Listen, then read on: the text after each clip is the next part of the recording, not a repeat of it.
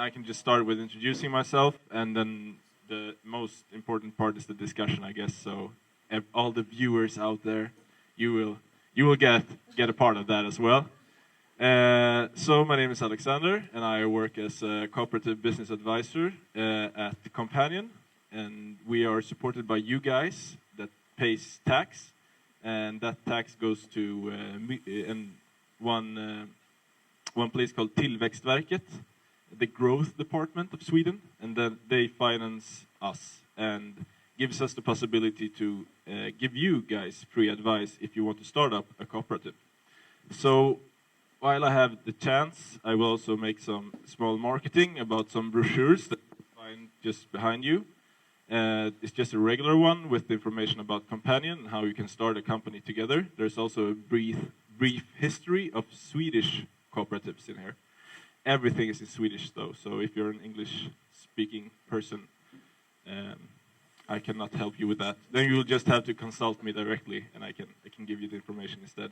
There is also a webpage called Swedish Cooperation, and there you can find a lot of information about cooperatives, mostly the big ones like Coop and Fonus and Riksbyggen and so on. But they have some interesting information in here. This is just a small paper from us where you have our contact information if you want to get hold of us and get one of these free advisory sessions to start up your own co-op.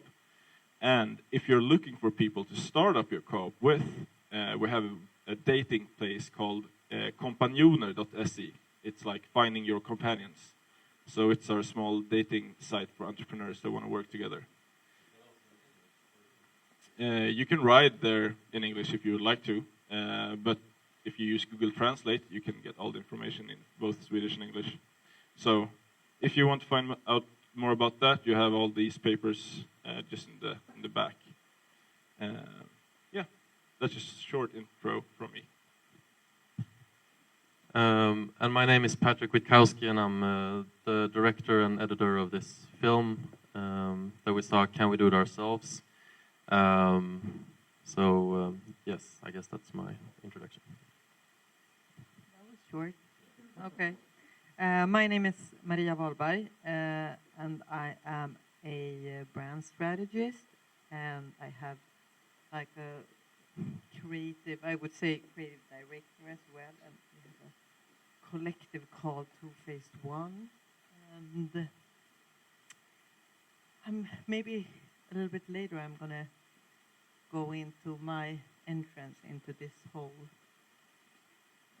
things, but I have a background in both economy and sociology, and of course marketing. So there is many like different perspectives on this for me. Yeah, sure. So maybe. How questions maybe to start with, and I guess you guys want to ask Patrick something. You can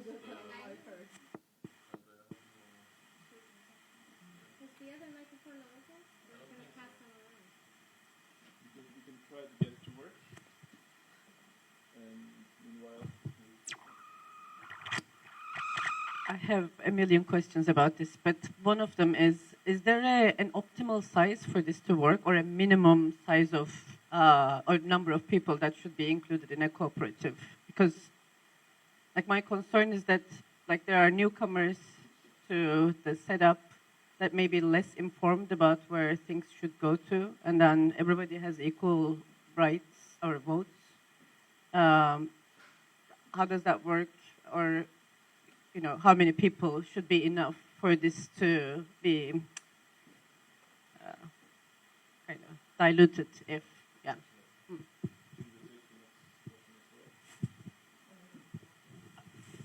Well, my question is a bit of a different one. I just wanted to know what personally inspired you to make that documentation?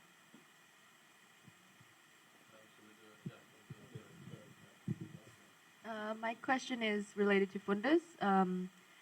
In the film, it said that economic democracy leads to a lesser need for people in supervisory roles, but does that get rid of the requirement altogether? Because I would assume that you would still need some people in like sort of higher management positions.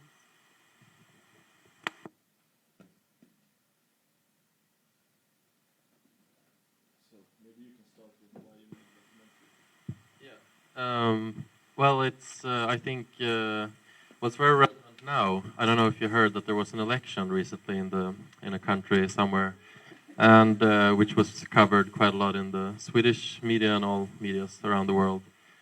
And I started a film 4 years ago, and then I think I thought that there was a lack of visions and alternative, especially like alternative visions for the society, because there are so many problems, and I don't think that they're really being addressed in like a coherent way. Like this is a real alternative, a big alternative, and the only vision that's really coming, that's really out there in the political debate in I think most of the Western countries come from the what's previously called the far right, or now the nationalist parties, because they are sort of saying, look, we have another vision for society. This is how we think the society ought to be run. And if the sort of mainstream parties can't say, well, we have an alternative, this is what if they can only say this is what we believe in, like all the poverty, all the problems that you see around us, that's natural. And then, of course, the people want an alternative, especially in the States. It's quite obvious because it's such a desperate situation for so many people. So I think that I wanted to make a contribution to say, like, well, there's also a problem with that we have a lack of democracy, and that's the actual flaw in our society today, and that's why there's so many problems out there. And then just a short answer on the other one, I think, is to always remember that this is always supposed to be a representative democracy. So it's not that, you know, maybe if we all had a company, it would work, that we had sort of large meetings and took decisions, made decisions together. But if it's a bigger company, there are companies of thousands and tens of thousands of people who are employee-owned, and you know, you elect the board of directors, and they in turn elect management. So it's just like an ordinary corporation, but instead of the having external shareholders owning the company, you have the people actually working in the firm who own the company and elect the board.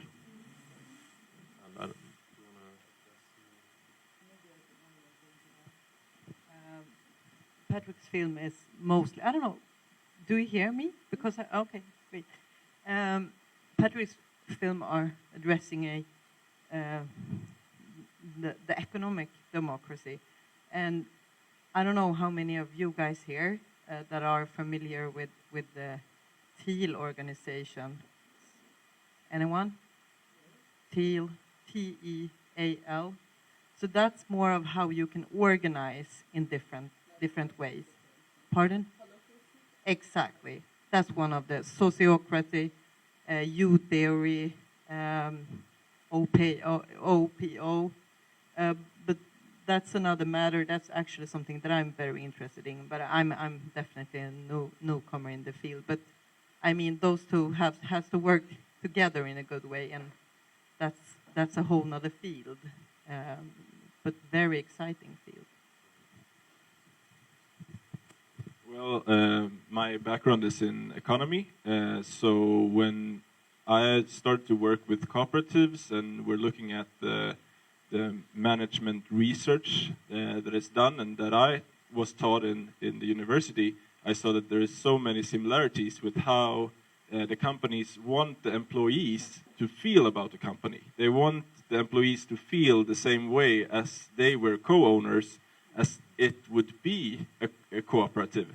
And you can also see it in the market that when you go into a store and you want to buy something, they always ask you if you want to become a member.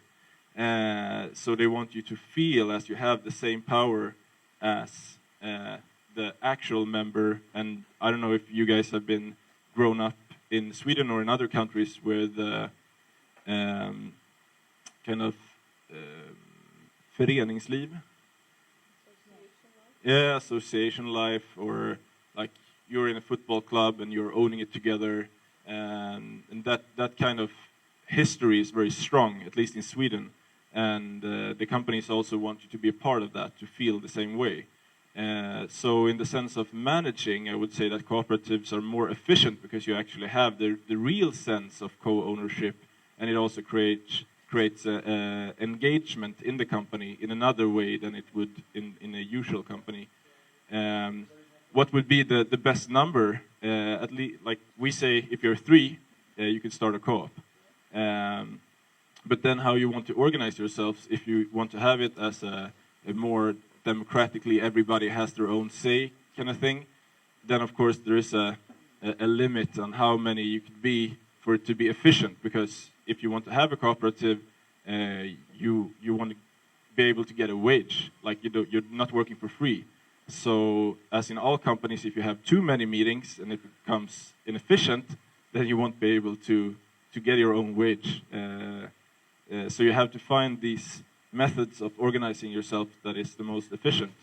But one example, you have been to Spain, and it's also in the movie, the Mondragon. You weren't there? Oh, okay. You just talk about it a lot.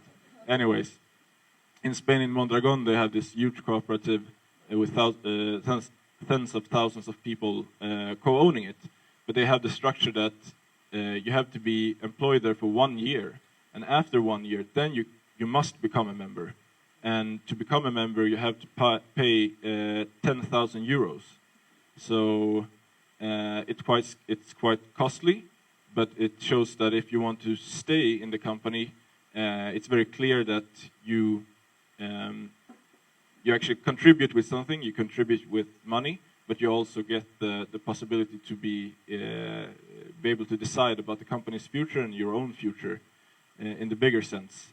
And they have found different kinds of models for that. You can, for example, lower your wage for 1 year to pay the membership fee. But that's just like one way how they have done it. And maybe, Patrick, you could tell some about the cooperatives where you actually visited and how they organize themselves. Yeah, so I don't... that was new. I didn't know it's so expensive to join. Mondragon is the name of the Spanish, which is usually the sort of ideal, the wet dream of all the cooperative nerds, because it's like the perfect example. But for example, the CHCA, which is the home care company in the film, they're around, I think it says in the film, but I forgot, maybe 3,000 worker owners or something. And they just pay like $50 or something, and then they take a couple of hundreds for a year or two. They have to like repay, or they get a little bit of a lower wage in order to purchase their share of the company. But it's not like a big thing. It's not a big sum. But I think again, I think the analogy to the political democracy is very helpful, because that's the main point. So often people think we're very locked into thinking, we talk about it, so a way to sort of neutralize and depoliticize this topic is to say, well, it's only different ways of organizing a company, because then it just sounds like they're all like pretty similar, there are just different ways of doing things and so on. But then you sort of lost the question of what rights do you have? What is a democracy? And the political analogy to just saying that would be, well, the dictatorship is just one way of organizing. Democracy is another way of organizing. They both have pros and cons, and one may work somewhere, one may not work somewhere. Some people are suited for democracies, other people are not, because maybe they don't know so much and so on. And for me, I think it's more of a question of fundamental human rights, and that democracy is something not that some people are suitable for and some people are not, but that it's just the right you have to elect the people who are supposed to govern you. And it doesn't matter if it's in the political sphere or if it's in the economic sphere. And in regards to examples, there are tons of companies, especially in the United States, which are owned by the employees, which are very large. And in England, UK, the biggest example is John Lewis Partnership, which is this chain where you can buy all kinds of stuff. And they have it's completely employee-owned since the 20s and works very well. And it has also very good effects on the society as a whole, because you can compare it to, for example, Marks and Spencer, which is another big chain, and they're very similar in like how many employees they both have. Whereas Marks and Spencer is owned by like big financial institutions, and John Lewis is owned by its employees. So when they both make pay out their dividends, the dividends in Marks and Spencer goes to big financial institutions who reinvest it in the stock market or in the fancy areas of London, and just pushes up the property prices and so on. And whereas the dividends from John Lewis goes back to employees, to people who are just middle class or working middle class, who actually uses their money to buy stuff in their local economies, which helps their local economies grow. So it has a very big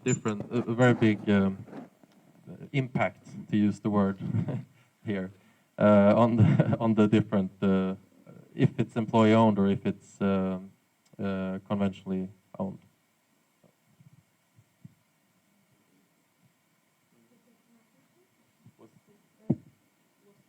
Did we miss a? You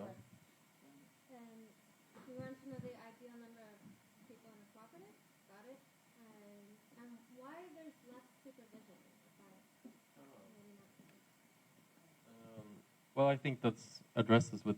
I mean, it's not less supervision as so much as it's the idea. If you there doesn't need to be as much. Well, it's true. Okay, there is less supervision because there is what's called like co-monitoring. So I think everyone who's worked in a company where they don't feel very engaged knows this, that if you don't feel engaged in a company, if you don't feel like you have a stake in it, you don't really care, and you don't want to work at all. I've been in those kinds of works in warehouse. I've worked in a warehouse where we talk together, all of us who worked in one of the warehouses, saying, okay, we should work as little as possible, because if we work more, the bosses will know that we can actually work more, and then they will force us to work more. So someone compared it to having a football team where you don't try to hit the goal. Whereas in a cooperative, it would make no sense for us to. It would make a little sense, but not as much, because we have a direct stake in our own jobs to make sure that the company works. So we would co-monitor each other, and that's what you see in like surveys and studies when you look at these kinds of companies, and you see that they are better at co-monitoring the workers, help. If someone's not working, you want to make sure that they're working. So that's why you don't need as much supervision.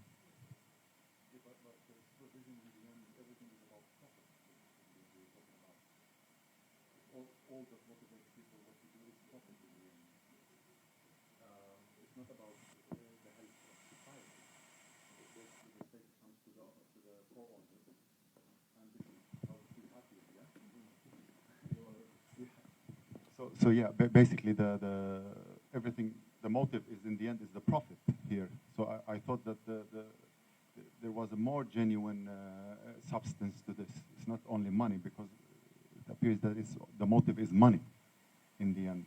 So it's the same if I would own a company and I'm very rich and I would employ the staff and I would pay them very, very good. Of course they're going to do a good job if I'm a good boss.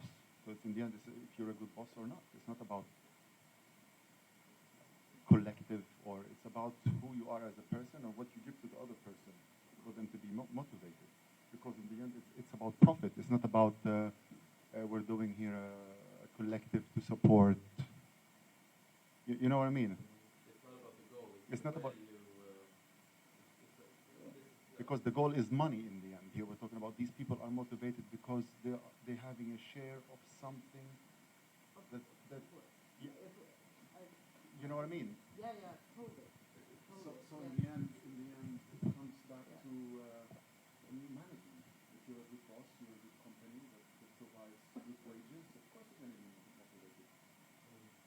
I think well, I think when we have been discussing this is Patrick, you definitely join in here, but this is like at the situation we are in right now in Sweden, and maybe when you look at the States and so on, this is a pretty pragmatic way to maybe start shifting into something else.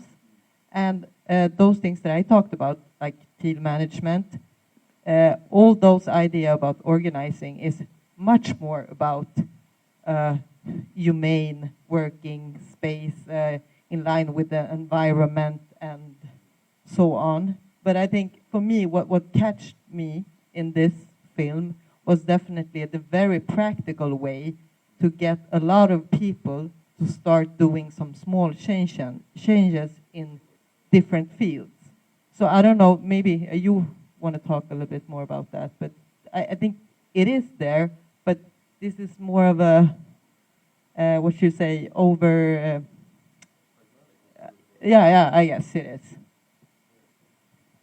I would say that you could have the motivation of just getting a good wage. That could be one thing, but it could also be that we want to work less. In some cooperatives, they've said that we want to have a 6-hour work day instead of an 8-hour work day, or it could be that they would take one, like in Google, at Google, that's not a cooperative, but they have decided that, like, is it once every month or something, they can work on their own project on a Friday. And of course, if you're owning the company together, you can make the decisions yourself. So if you want to have one day off a week, or if you want to go and work outdoors or whatever, you can decide it yourself. But there are 7 cooperative principles that the International Cooperative Alliance have decided on. And a part of that is that you should get education in your work. You should have like a not negative impact on the environment, for example. You should be able to benefit economically from being part of the cooperative. So all of these principles also guide like the way that you're supposed to run the company. And one of the interesting things that I think is most interesting is that you should cooperate with other cooperatives. In that sense, you're also empowering the movement of cooperatives and the people alike. But what like your cooperative will do, I don't know, maybe you just want to earn a lot of money, or maybe you just want to get a better quality of life doing what you're doing. I'm meeting a lot of people that comes from the like marketing sector or work as accountants and stuff like that, and they are just fed up with the way that their their supervisors or the owners of the company are like using them. That's what they say, and they come to me and say like, I have all the knowledge that I need to be able to do the things myself.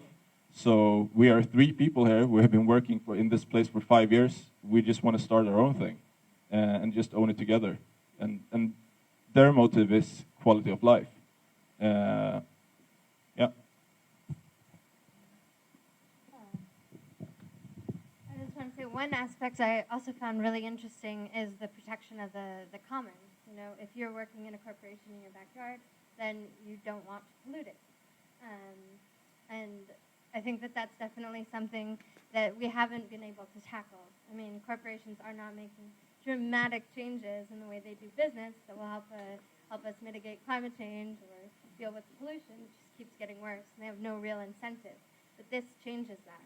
And then another interesting part was when they had the example of all the branches. So you have the guy with the business suit, and in the typical capitalist model, he could open a new one and a new one, and double, triple, quadruple his profits. But in the cooperative model, you don't have that incentive. And I think some of the people you interviewed on the street, that was maybe a stumbling block for them. Or, I don't know, I think that some people in America also might be like, wait, but that's my dream, to be the guy in the suit that opens 5 different restaurants and makes $1 million and has a yacht.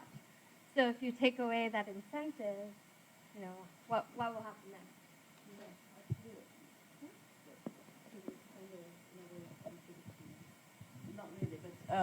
So there is actually an incentive of growing, and like I mean, there's economies of scale. So like in that picture, I was actually wondering, you can't really take away that incentive for real, because there is definitely a benefit of adding the second and third one.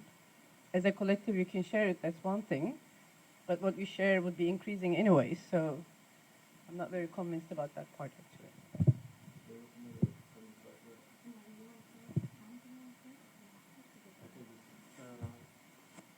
I think that's a very good question and inputs. I think that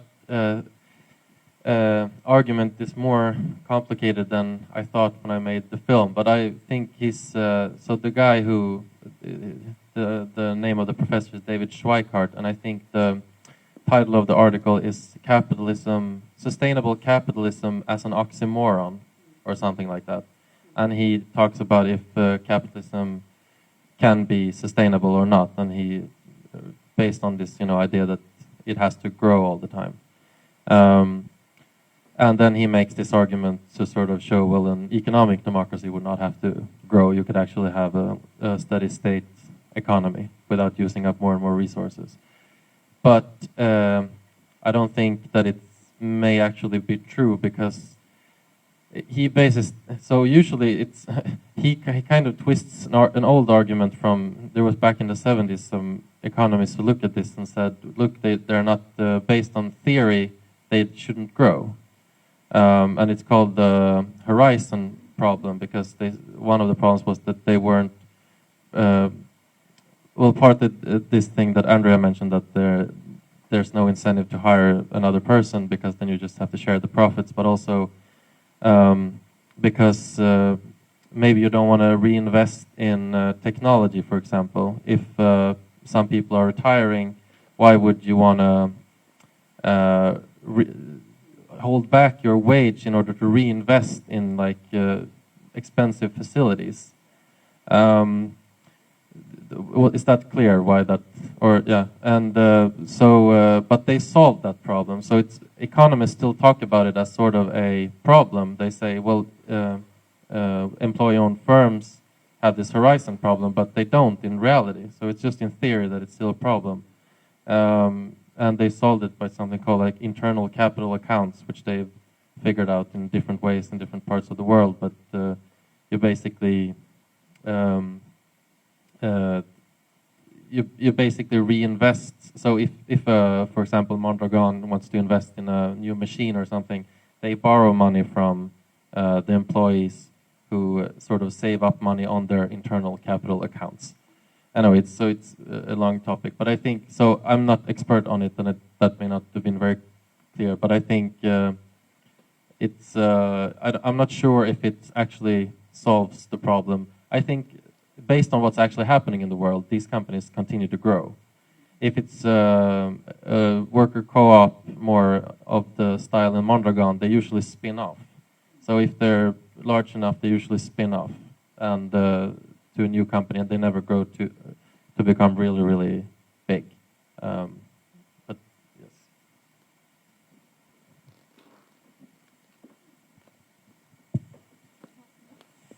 Actually, I've started 3 social enterprises. I'm on my 3rd now, so I'm here to hear about this. But I think what's interesting, I mean, in this whole democracy is the fact that you're shifting power. It's not about the actual profit margins, or it's about shifting the power. So first of all, we need to look at it in 2 sections. Like, who will this power shifting benefit? So no, it's not for all types of businesses. Maybe, like in your example, you said 3 marketeers that would start a company.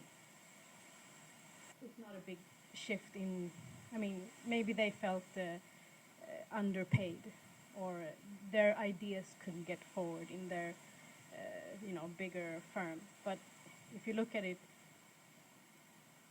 on different layers, is the fact that you'll have in economic democracy, the people who have the less I mean, the least amount of power, those are the ones who get some power. And that's the shift. And I think that's what we need to always have in mind, that it's not about the kind of incentives for regular business entrepreneurial ideas. It's about, and also what Kajsa said in the movie, their stake and their the people who actually have the means of production, as it's called. So the people who can produce, people who actually work with the children, they get a stake, whatever that is, if it's profit or non-profit. I mean, that's, I think, the relation economics, where the environment is one, the relation to business and environment, I mean, you have things called personalkooperativ in the kindergarten here in Sweden, but they're not that successful because. Well, I think because a lot of them they live on the idea that of the profit idea, that it's about how much profit you can make. So it becomes that the owners and one, but it's like there's a limited amount of money that is given for each child, so then no one can spend it. So the only way that it's the idea of the gains in the welfare system. So it's not applicable in all areas. My question was, yes, I mean, I think in the film, in the movie, it was you touched a little bit upon the sort of the backlash of why is this not more known? Why aren't there more? And I think I would like to hear more about your thoughts about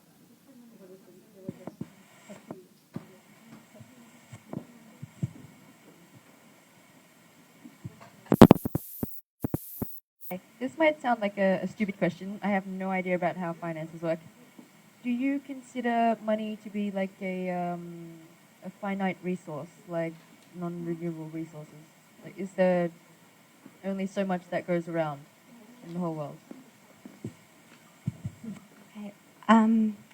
My question is, we talked about profit, we talked about co-running a company, we talked about possibly some business models work better, such as hospitals, or when you work with people, what we saw in the US, that care home, or I don't know what it was. What is when you're going to run a loss with a company? Or because not everyone is willing to take that risk. What is if suddenly all the employees can't pay themselves a salary?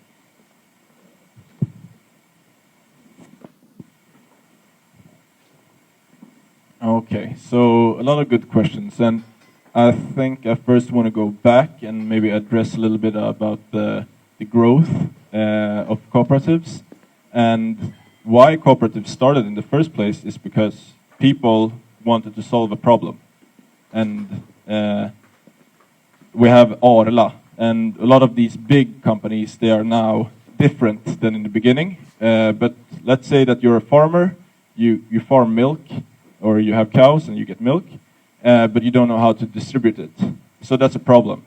And there's a lot of other farmers that have the similar problem. So you just create a company together to be able to handle all the transportation of the milk and packaging of the milk and so on.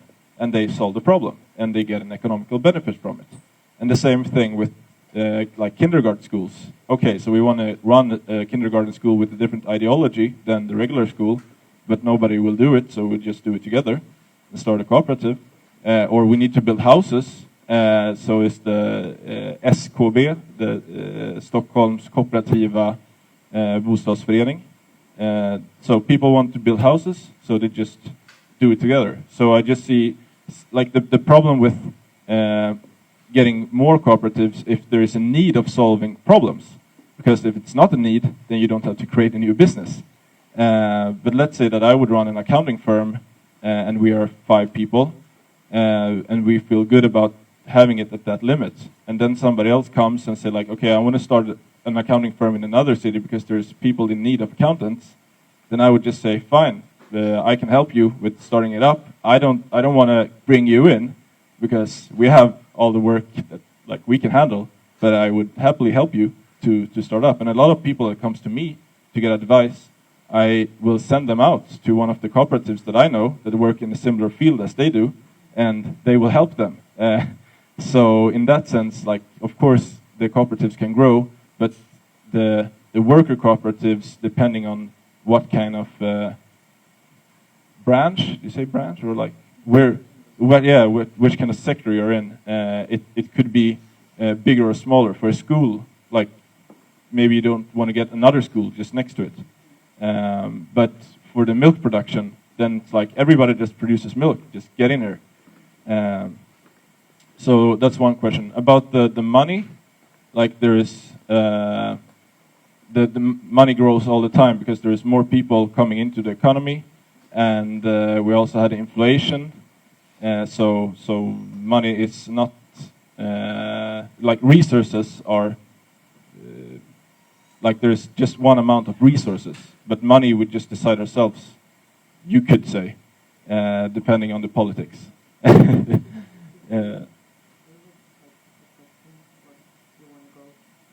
Yeah, I don't know. Okay, yeah, I can just maybe comment on them and then, yeah. And then there was the last one. What happens if we don't make enough money? We have to fire people. Is that your question?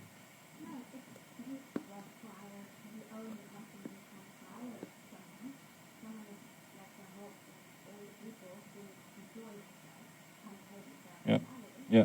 If you don't make enough money. Yeah. So what would happen in a cooperative company if the company doesn't make enough money to be able to provide a salary for all their employees? Then people have to get fired. When I help people to start up a cooperative, I always say to them that they should write an agreement in the beginning of the start on how they want to take care of those situations. So it could be that everybody says, okay, we should all, instead of working 100%, we will all go down to 75%, and everybody can keep their job. Or they would say that the person that were last employed, that one is the first one to go if we will have to fire somebody. And in Sweden, of course, we have different laws that will tell you what you can do and not do when you have to fire somebody. But this is a problem that the trade unions have been very afraid about, and I don't know if you maybe saw a bit of it in the documentary as well, that they said like, okay, if we have employee-owned cooperatives, they will just like make their salary go lower in the bad times, and all of the workers' salary will be low because they will compete against each other. But if you have a kollektivavtal, what's the name in English? A collective agreement. That will also, most of the cooperatives that I help to start, they have a collective agreement, and that will state what kind of wage that will be the lowest wage. And if they cannot provide that wage, then they will have to fire somebody, and they will have to do it according to the agreement they have all made. But that is to create hierarchy now. I mean, if you're all, say if you set it that way, maybe the latest comer is the most productive one, and just because there is that seniority hierarchy. So like what you put at the beginning in the agreement is binding, right? Well, the bigger the company gets, of course, you will have to. I say that all the time. Like when you develop, you also have to change the agreement. But of course, like you can't put things like that into it. Like if you have a very specific knowledge in something, then you could like go before somebody else. Or let's say that you want to empower young people, then you could say that 20% of the young people could stay and blah blah blah. But it's something that you will have to decide yourselves. There is not a clear answer on exactly how you should do it, and that this is the best way. I just wanted to add something on the first question that I thought about. The difference between back in the 70s, when the discussion about löntagarfonderna was up here in Sweden. Of course, the internet. And what has happened the last like 30 years concerning the super like neoliberal expansion and so on, is that we have, from a branding perspective, those really big companies with really big brand that has built upon, I mean, of course, Coca-Cola is a classic example of something that has a brand to bring joy, but when you look at the structure and how it's built and how people are working with it, it doesn't work. So the big difference now is that we have more of a transparency, and there is possibilities to look into the processes. And I don't know if you're familiar with the brand called Patagonia, for instance, the outdoor brand, which actually their marketing is about what they really, really do. And compare that to like Swedish brand like H&M or Volvo or something similar that does those really big like marketing campaigns with good like brand values, but it doesn't add up that good. So I see this as a incitament for the type of development into different type of organizational structures and different types of economical models as well. Yeah, just a difference from 70s and now. I just really short. I think, I mean, in terms of why there aren't more, it's a really hard question. But I think mostly it's like ideological question. I think, I mean, if you go back for 2,000 years, you know, from Athens up until the 18th century, political democracy was considered a utopia. You know, it was considered to be crazy. Like, how do you think just these ordinary, stupid people can be part of, you know, electing their own, you know, governors, and you know, it's a very hard business. It's supposed to be the rich and smart people who do these things, and then it just had a breakthrough, and but it took a lot of time, and now it's considered pretty, you know, pretty accepted, and it's still expanding. There are a lot of countries who are not political democracies, and I think it's mostly ideological. Then there are like economic problems, like institutional, you know, like banks won't lend. But I think very much, you know, most people, that's what I see when I go around like showing the film. Most people say like, I haven't even thought of that. That's what most people say. That's the most common answer. And it's pretty, and I hadn't thought of it before I heard it, you know. And then, you know, people, even, you know, PhD students come up and say like, I haven't thought of that, which is pretty interesting, you know. So I think it's mostly ideological. And yeah, and the union, yeah. I mean, he's heard, but it's not something that's being talked about. Maybe someone's heard of it, but it's not being discussed. It's not being, and you have to discuss it. You have to have like a formal conversation about things in order to, you know, take it to the next level. And on the money question, I have no idea about finance. I try to stay out of it. It's just like a bunch of, I think no one really understands it, so I'm not even going to try it. But and then the question of I mean, these companies, of course, if you still, I mean, if you're a state socialist and you think you should plan the whole economy, then it's not a problem. They can just say, the government should plan anything, we're going to give you a job, it doesn't matter how you perform, things will work out, we'll give you a job, we'll pay your salary. If you think that you should have some sort of private property system, then this is the private property system that I think is the appropriate one, where the people who actually work in the firms get the fruits of their own labor. And there's an American economist called David Elderman who has done very good work, who I strongly recommend reading, on how a private property market economy is actually, if you're actually supposed to go to the original principles of private property, this is the principles on which it should rest, that people should get the fruits of their own labor.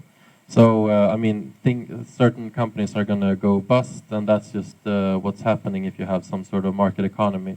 But today, the problem is probably that we don't have a very functioning market economy, and it's a very unstable economy, and it just goes bam, bam, bam. So that's why we talk about it, you know, as a problem. in a more rational economic system, it wouldn't have those kind of fluctuating problems. And employee-owned companies fluctuate much less. They don't have as big of a employee turnover, for example. So even if you build in this kind of structure in the economy as it is, you're going to have a much more balanced system. So yes. And I'm really glad that you that you brought up Arla, because for me it's an example of a cooperative that got too big and it abandoned its original principles, and now it functions sort of as a lost child. It thinks it's a corporation, but it is not, but it still behaves as one. For instance, when it comes to the treatment of its members who are actually procuring the product, the prices they get for their milk are so low that they can't survive, but somehow they just don't have voice, even though they are the shareholders of the company. Now, would you then think there's some sort of glass ceiling or a ceiling that's actually concrete, that if you try to pass through, the whole idea of cooperatives fails? That at some point it becomes so complex that you have to have this hierarchy that's really pronounced, and you sort of forget that oh yeah, my employees are actually members, they're owners. But because there's so many of them, and because you're already so much part of this, you get influenced by the capitalist companies, let's say, that you lose the sight of what you want to do. Do you think this is what happened with Arla, or this might be a risk for other companies as well? I think I see a lot of hands. Like, do you have to write them down, the questions? Yeah, see them together.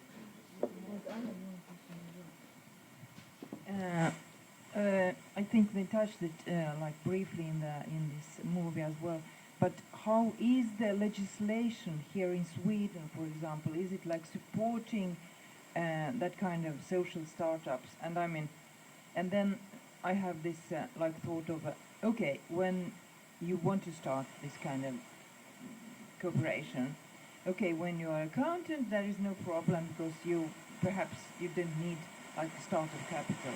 But when you want to like produce something, or you need to invest a lot of money, where do you go? Where do you find your starting capital? When you go to the bank, you are owned by the bank. But, I mean, then it's like you're in this like the same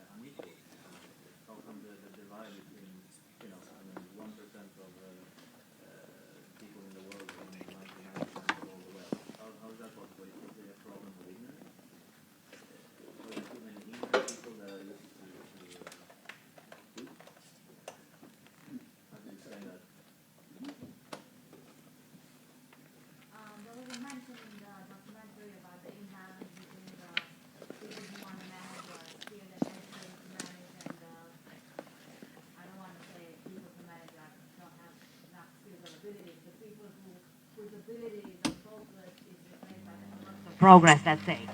So how do the cooperatives tend to or aim to address this issue? Is there a different balance between the people who manage? Because there's more and more of us, or society is based on people who want to manage more than become subject matter experts. So, thanks. I have two questions. One is very practical, and that's about the form of the business that you have when you're a cooperative. Because there isn't, as I understood it, there's not one organisationsform that is cooperative, but you're either a aktiebolag or economic förening in Sweden. Right? Is it the same in other countries? Is there one that is preferable before another? And for what kind of business and so on? This is my first question. Second one is there's been a lot in the last few years. There are a lot of businesses coming up that are not cooperatives, but like I'm thinking like Airbnb and this kind of sharing economy kind of, and there are some businesses like that are also. I'm mainly thinking, do you think this is kind of a trend that tells that maybe there will be more cooperative businesses, or is it just I mean, just if you see some, some similarities or connections between that.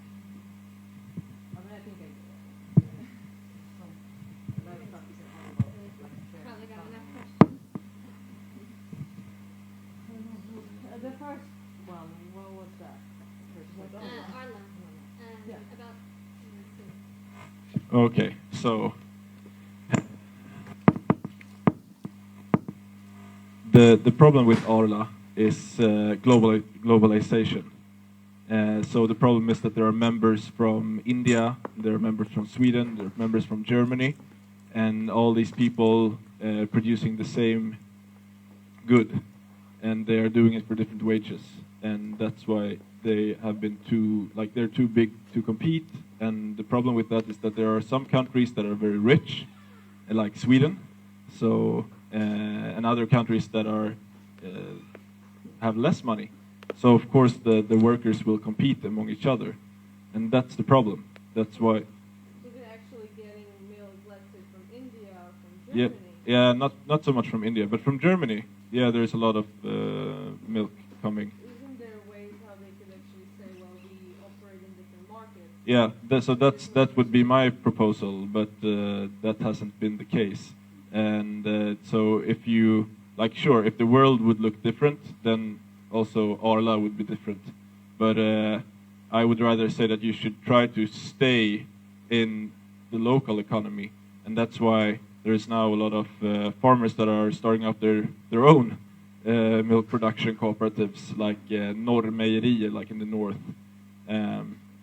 And so of course it's a very hard market, because we as the consumers mostly buy the milk that we can get easy, and maybe that is cheap. But still, I think the problem is that it's working in so many different countries, and these people are competing among each other. So that is the problem. Yes. There was your question about yeah. So that's I would say the hardest part on why there is not so many cooperatives is the case of financing, and that's why Coompanion with the two cooperative banks, the JIK Members Bank and the organic bank called Ekobanken, have together started something called the Microfund that can provide a small amount of capital, up to 300,000 Swedish crowns, for cooperatives. In other places in the world, as in Spain and Italy, the big cooperative businesses have together created banks that only give loans to other cooperatives. So in that sense, they have made a way of financing themselves. The legislation in Sweden is regular for all.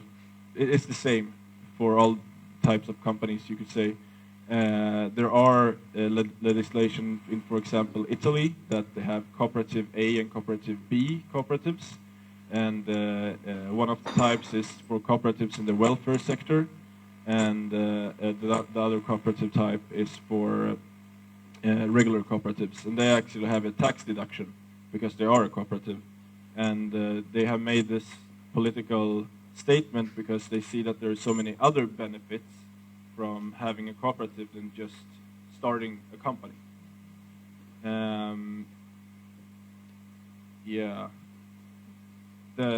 Your question about the 1% and 99%, I don't know if I have enough information. It's such a big question, but I would say that the income distribution would be a lot more equal if there would be more cooperatives, of course. Yeah. Yeah, of course. And yeah. Yeah, you guys can continue. Yeah. But I'll just because I think the both those questions. Now she left. I think.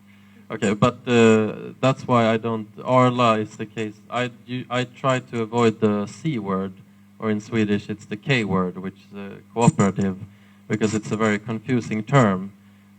Because cooperative is a much broader term, meaning it can be a worker co-op, which is that the people who work in the firm own it together. But it can also be a consumer cooperative, meaning a company, that's owned by the consumers, which is popular in, Brooklyn and the hipster areas around the world. And then you have producer co-ops, right? It's called Arla, for example, where you have independent farmers who come together to sell a common product. And you have also other kinds of cooperatives, but and then they they also have to subscribe to these 7 principles, which means further sort of ways that they should operate. So another term is employee-owned, and an employee-owned company doesn't necessarily have to be a cooperative. And this comes into the question of the legislation and how to make this sort of develop. And in the United States, they have probably the highest percentage in the world of employee owners. About 10% of the U.S. workforce works in companies which are employee-owned to some extent, and they are called ESOPs, which is short for Employee Stock Ownership Plan, which is a smart idea that they developed. A business lawyer in the 50s and 60s called Louis Kelso developed it and sort of pitched it to the Republican Party, and I think it was Richard Nixon who gave the first legislation on this in the mid-70s. And there they have it's not about starting up new companies, but it's about transforming old companies into employee ownership. So they created a very smart sort of legal structure to recreate companies into employee ownership. So that is the way, if you want to scale up these ideas, if you want to actually sort of change the system, the way is not to have only startups do this thing. That's a very naive dream, I think, that these cooperatives will just blossom and take over the whole world. But you'd have to have a strategy for how to transform the old corporations into democratic firms. And that's what they created in the United States out of all countries, which is pretty interesting.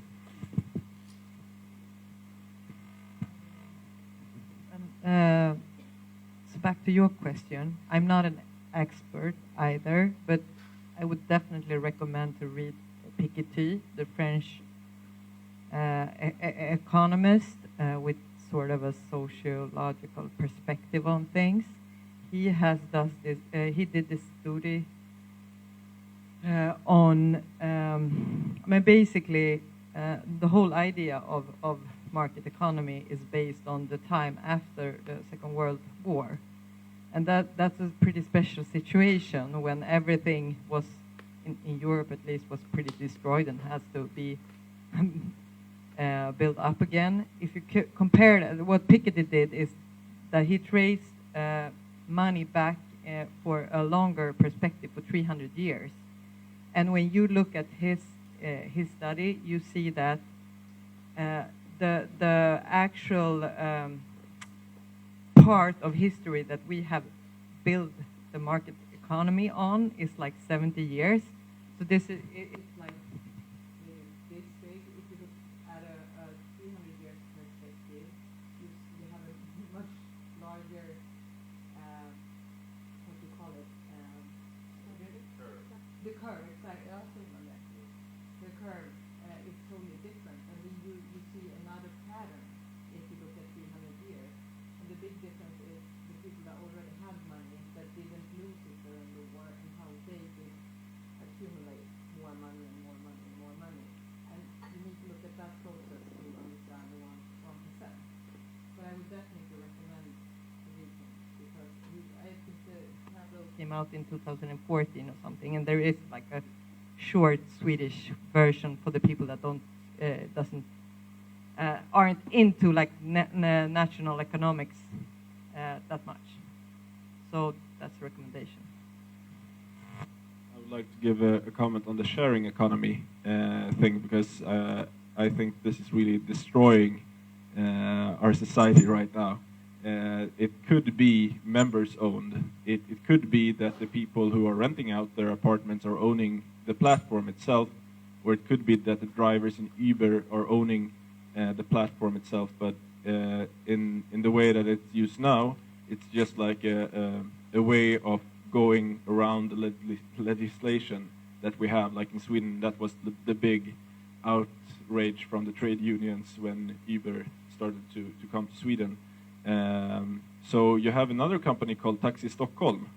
They are established from the 1890s, and they were I don't know the name in English, but the Droskägarföreningen. So they were owning horses and going around the streets. So to be able to find the people to pick up, they came together to organize it in this communication central, and that's what today is the communication central for Taxi Stockholm, but now it's cars, not horses. So they're actually owning it together.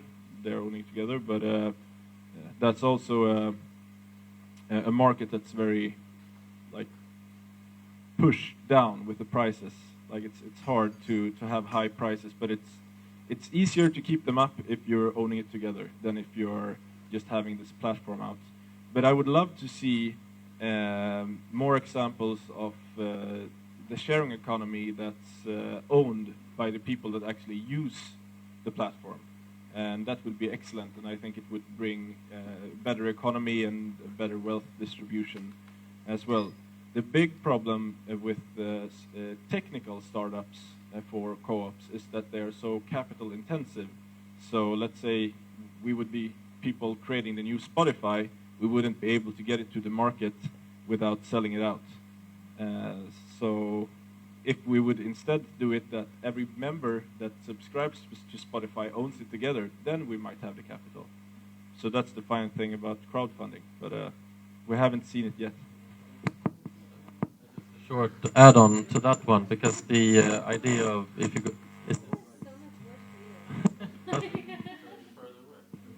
good, like this. Okay. So the wage earner funds, which are brought up in the film, is sort of a dark light. Is it has what? Okay, but I think it's so it's a. But I just so it was one way to that they thought that the economy could be democratized and how you could have more workplace democracy. But the other idea was also to have some sort of what was called collective capital formation, to have a common, you know, a collective amount of money that we could use in other ways than just maximize short-term profits. So if we wanted to, for example, have you know, if we wanted to support worker cooperatives, or maybe an alternative platform for Uber or Airbnb, if we had the wage earner funds, we could have actually had the capital to say, okay, so let's democratically make sure that we have a good platform that we can all use together and we can actually bring it to market. The thing is, we actually do have this kind of collective fund, and it's called the pension funds, which are a massive fund all over. In every Western world, you have these funds which are just enormous. The only problem is that we don't control it. It's owned by bureaucrats and banks who use it to maximize short-term profits, and that's also another question, a big political question that should be raised, because it's actually our money that we saved up, but we just don't have any control over it.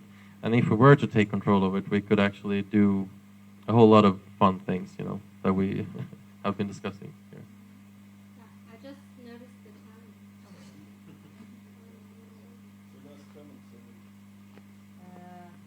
Just a short note on sharing economy. I think, like in Swedish, when I talk about it, I try to talk about delande ekonomi och delningsekonomi, eller alltså kollaborativ ekonomi eller delande ekonomi, to make like sharp, what should I say, difference between Uber, Airbnb, and so on, and those other small companies that actually are trying to do something else. Because I think Uber and Airbnb, for instance, they are like living on that new like marketing value of being like fresh and new, but they still have the old structure in many ways. And it's just an important thing to remember what really matters and how they are function, as you say. So I think they are like gaining money on the movement from the like postmodern era to the we actually are entering in more of a what I would call meta-modernist era, where you have to take those things seriously. But there is a gap, and they are making money out of it. The same thing, some of the big, older global company made money out of like the modernist era, moving over to more of sort of postmodernist era. So, yeah, keep track on who's actually doing what. I mean, Uber is not that cool. Everyone knows that now. But from the beginning, it definitely sounded like something fresh. So we are running out of time, so I just want to say that you should really spread the movie, become an economic democracy ambassador, as I try to be. And if you're interested in starting up a co-op or transforming your already owned business to a co-op, come and talk to me, and try to bring these kind of structures, like in the sharing economy, in your local area. Do what you can do, like yourselves, and ask people, like, why are you not owning the democracy of your work? Word. Yeah. We can do it ourselves. But where do we find the movie? So you can find it www.ekonomiskdemokrati.se. And but you can also just YouTube Can We Do It Ourselves, and it's free, and you can just share. And yeah, and we also have a Facebook that you can like, and we put up news and stuff that happens. And thanks for coming. It was a really good conversation, and nice to be here.